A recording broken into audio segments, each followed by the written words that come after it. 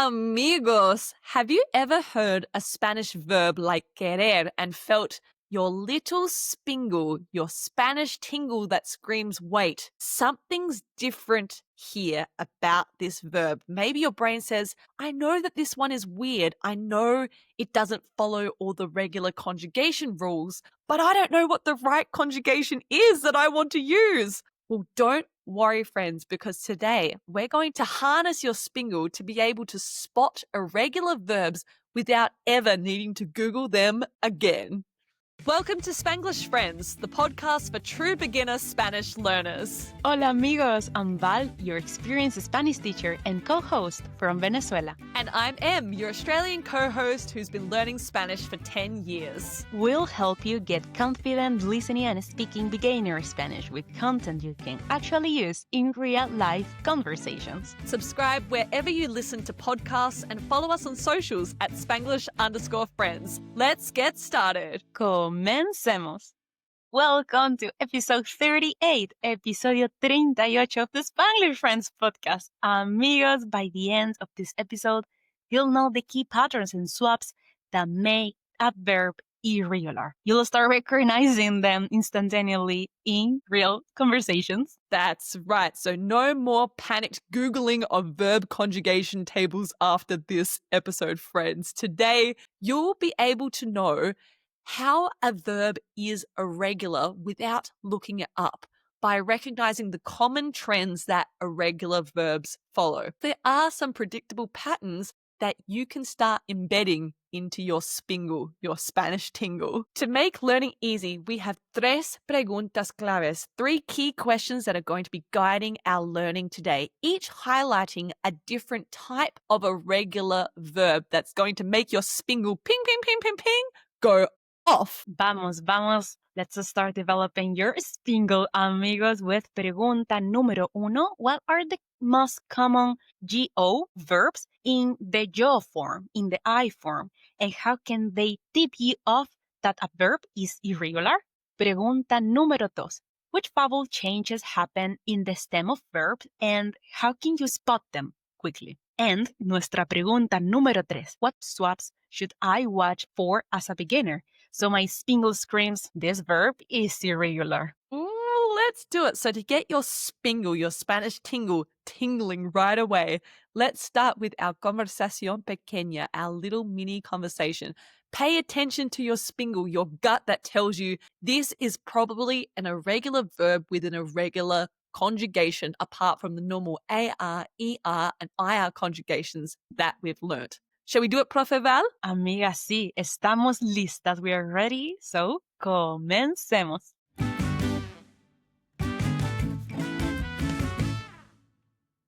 ¿Qué haces hoy, Val? Amiga, hoy hago ejercicio y luego voy al supermercado. ¿Y tú? Tengo que estudiar español, pero quiero descansar un poco primero.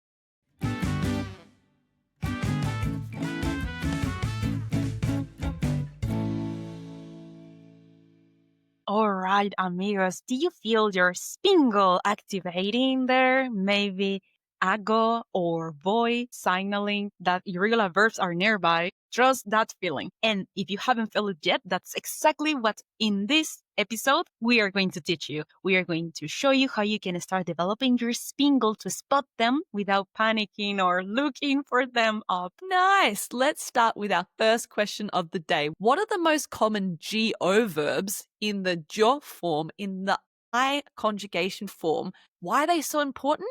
Because they can help tip you off, give you the indication that a verb is irregular. Okay, so we know irregular verbs are like the drama queens of Spanish verbs. This is la verdad, the truth, okay? Now, when the yo form, so the I conjugation ends in go, let's give you some examples. What on earth are you talking about, Em? The verb hacer, okay, becomes yo hago. It doesn't become yo hago, it becomes yo hago. Do you see how we added go at the end of the I form?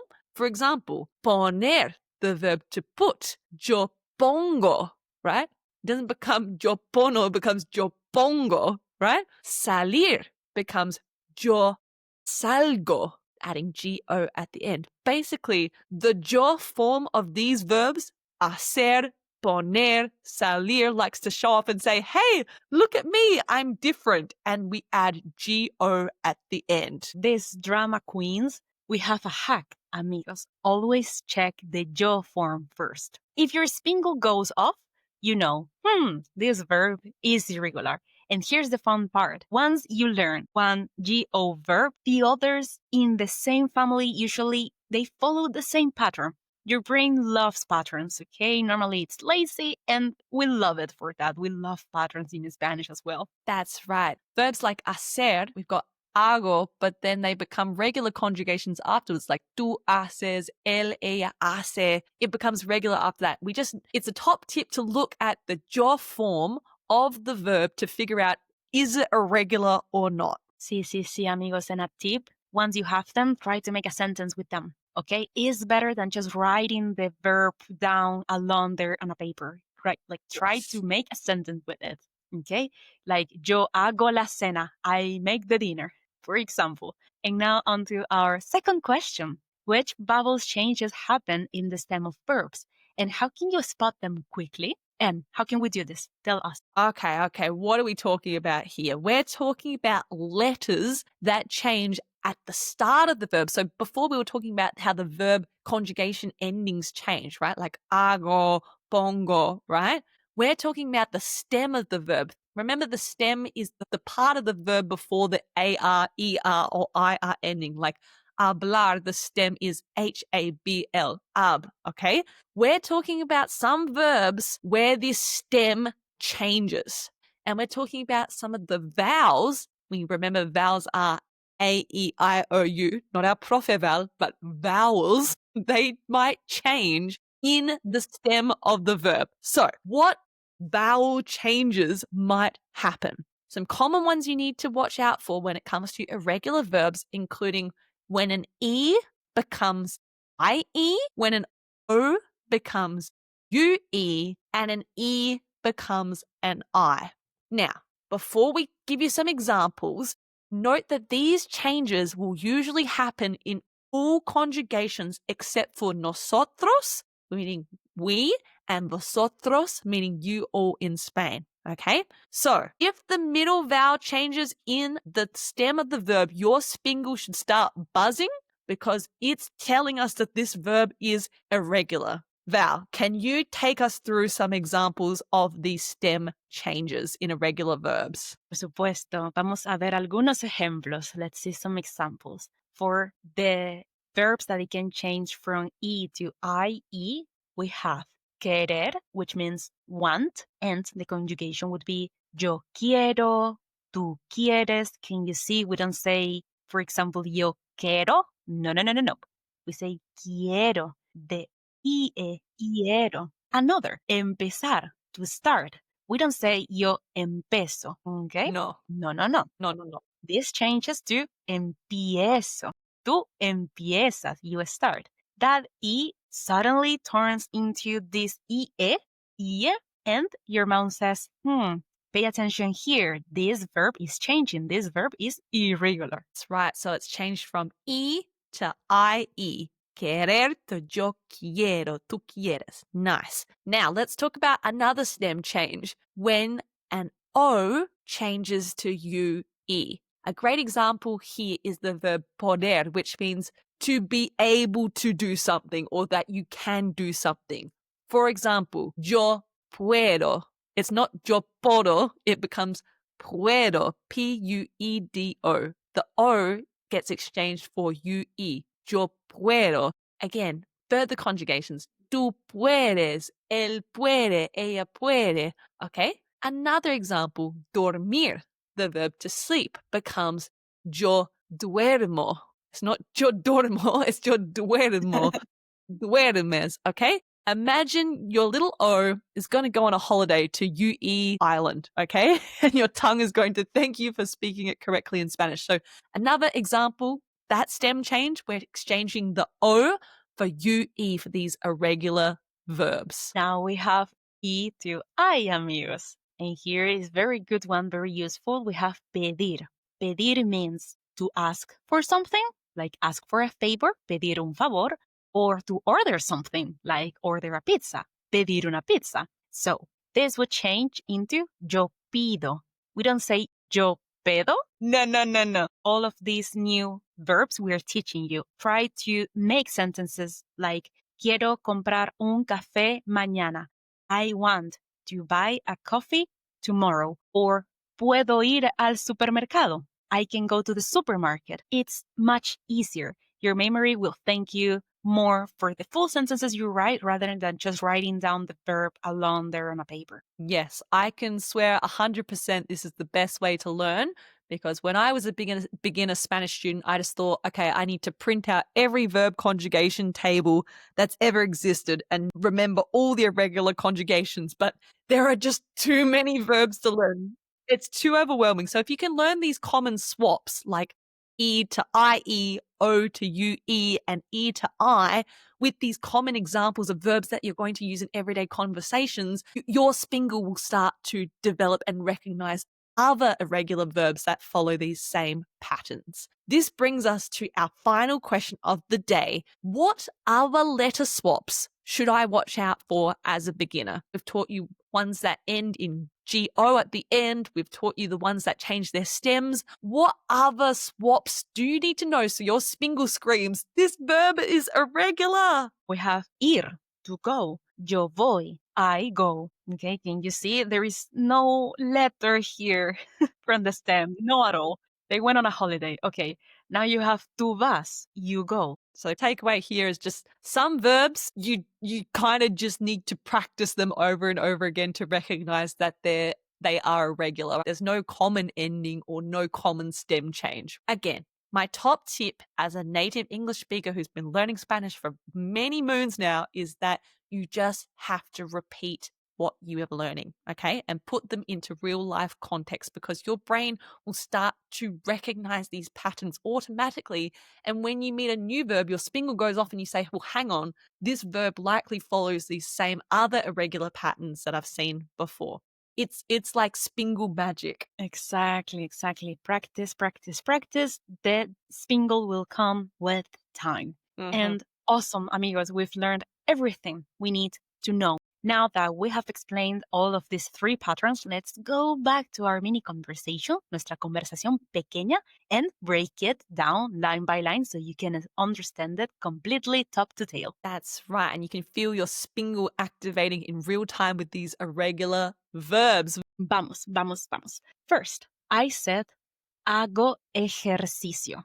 Hago ejercicio. Hago comes from the verb hacer, which means to do. I do exercise. Okay, is the yo form. And then it changes, as we taught you, with the first person, the go. Hago. That's the first moment when you have to activate your Spingle moment. That's right. That's an example of a verb that is irregular because its ending doesn't follow the regular verb patterns. You don't say yo hago, you say yo hago. The second thing is voy al supermercado. Voy al supermercado means I'm going to. Voy al supermercado. I'm going to the supermarket.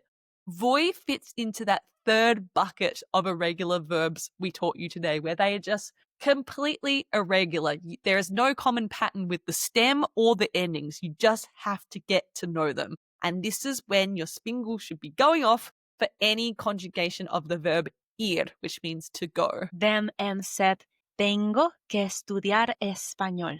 Again, we have another go verb. Tengo comes from the verb tener, which means to have. So she said, I have to study Spanish. Tengo que estudiar español. Again, irregular, and your Spingle is activating and saying, this one is irregular. That's right, because you wouldn't say yo tengo, like it doesn't sound right. Yo tengo in that situation. Finally, I added quiero descansar un poco.